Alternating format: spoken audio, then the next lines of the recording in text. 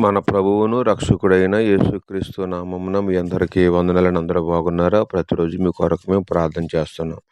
దేవుడు మిమ్మలను మీ కుటుంబాలను బహుగా ఆశీర్వదించునుగాక.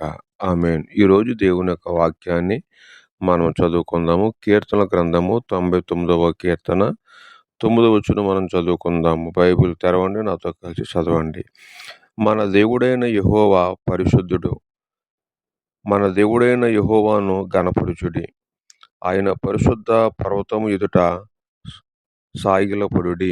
ఈ కొద్ది వాక్యము దేవుడు ఆశీర్వదించునుగాక. ప్రభునందు ప్రియమైన దేవుని బిడ్డలారా, మన ప్రభువును రక్షకుడైన యేసుక్రీస్తు మరి నామములో మరొకసారి శుభాలు. మన దేవుడు పరిశుద్ధుడు. ఆ పరిశుద్ధుడైన దేవుని మనం ఘనపరచాలి. ఆయన ఎదుట మనం సాగిలపడాలి. ఆయన దగ్గర గొప్ప ఆశీర్వాదం ఉంది కనుక పరిశుద్ధుడైన దేవుని దగ్గర మనం ఆయన ఘనపరిచి సాగిలి పెడితే బహు ఆశీర్వాదం మనకు కలుగుతాయి. కృపా దేవుడు మనకు దయచేయను గాక. ఆమేన్.